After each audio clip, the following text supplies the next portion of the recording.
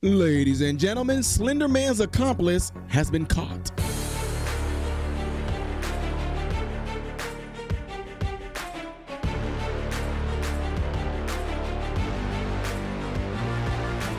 Good evening, my American informed brothers and sisters. Welcome to the channel. I'm Ty Smith. You're watching my channel, Modern Renaissance Man, which you know I'm greatly appreciative of. Follow me up here, follow me down here. Click this, it helps me. Thank you. If you do subscribe to the channel, don't forget to click the bell notification. That way you'll be notified whenever I do post videos like this. Lastly, do not forget to check out my other channel called Man, Husband, Father, and everything I ask you to do over here, do over there on that channel.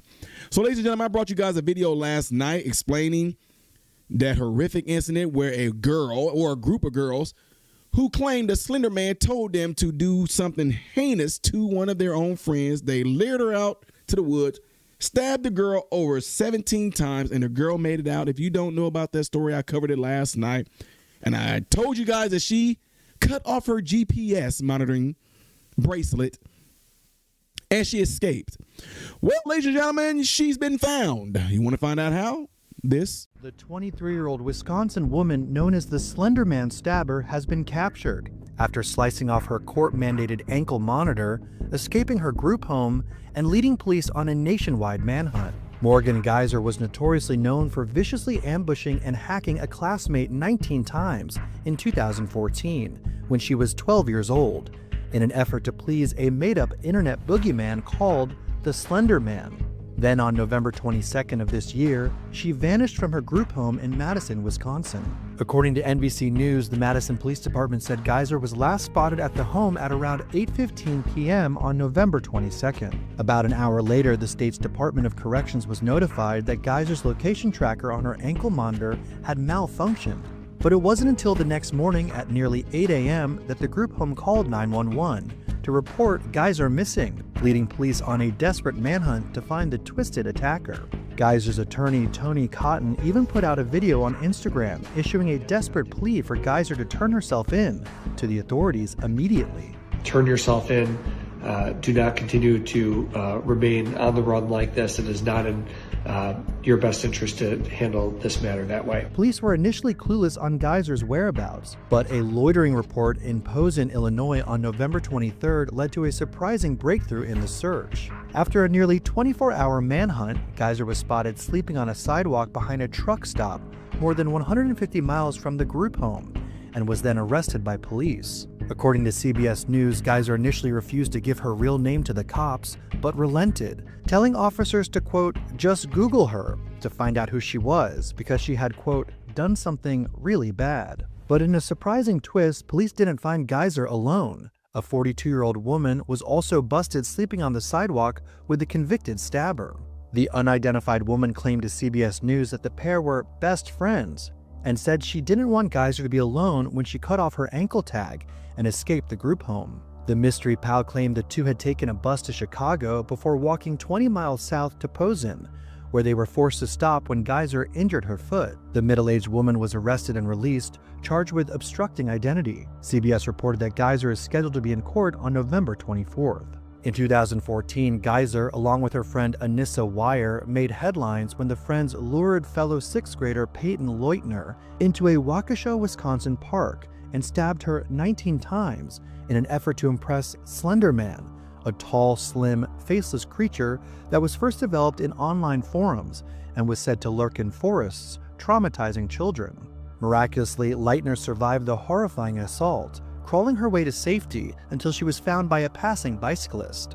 Geyser, as a 15-year-old, pleaded guilty to attempted first-degree murder in a deal that would see her put in a mental institution instead of serving jail time. She spent nearly 7 years in the Winnebago Mental Health Institute before a judge ordered her release in January, despite several, quote, red flags. In March, Waukesha County Deputy District Attorney Abby Nicoli said the state had real concerns after state health officials became aware that Geyser had read Rent Boy, a novel about murder and selling organs on the black market, and had been communicating with a man who collects murder memorabilia. Health officials also discovered that Geyser even sent the man a sketch of a decapitated body with a postcard claiming she wanted to be intimate with him. Cotton, Geyser's attorney, argued his client hadn't done anything wrong, calling the state's request to keep her in the hospital a, quote, hit job.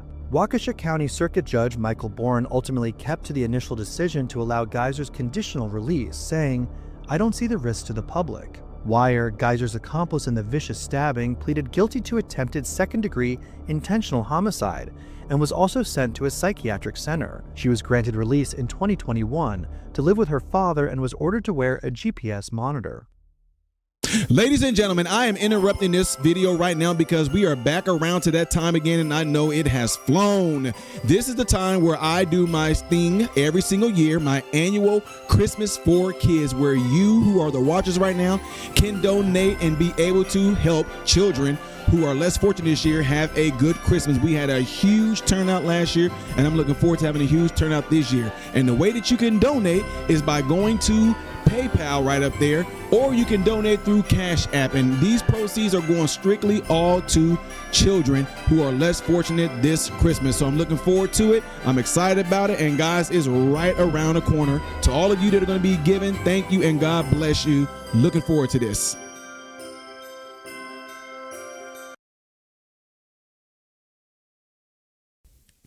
And this is the reason why she just should have been in prison. Yeah, you heard me. A mental, whatever, you can call it what you want to. I do not care. Tell me this. When she was out on the run, was Slinderman talking to her then? Was Slinderman talking to her since 2014 when she committed the crime? Has Slinderman told her to do anything else? Huh? See, y'all may not believe this, but trust me, if you had any type of rotations in these places like this, you will find out drugs are a powerful thing. These kids that do things like this, oh my God, they are the perfect clientele to get into these mental asylums or these group homes where they get to actually experiment on them with medications. I'm just keeping it real with y'all. So I'm glad that the girl got caught, but at the same time, should have just went to prison right from the jump. Should have just went to jail, plain and simple. I know. Quick and easy. I'm done with this story. It's over. She got caught. She needs to go to jail. She don't need to go back to the group home or the mental asylum. She needs to go to jail, prison for attempted murder, plain and simple.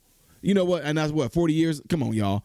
Y'all know that this is going to be one of these deals that as time goes by, we're going to forget about this. My grandchildren may end up being the ones telling me, oh, there was a girl 30 years ago, Grandpa, that she like did a Slinderman, and now they say she out. You know what? I remember the story about that girl. Now she's out among society. Watch, just watch. She did everything she was supposed to do. She showed good behavior. She showed that she's overcome, blah, blah, blah, blah, blah, blah, blah, blah, blah, blah, and she'll be out. Mark my words. Let me know what y'all think about this by putting in the comments below after this video. Don't forget to do what you see in the animation right here that would greatly help my channel. And if you would like to see the next video that I will be doing in chronological order, it's going to be that one up there. Things I did as of yesterday right here. If you have not subscribed, just click this. I am Ty Smith, Modern Renaissance Man, and I hope and pray every last one of you have food, shelter, and clothing. Most of all, praying every last one of you guys in great health, mentally, physically, emotionally, spiritually. God bless you all through Jesus.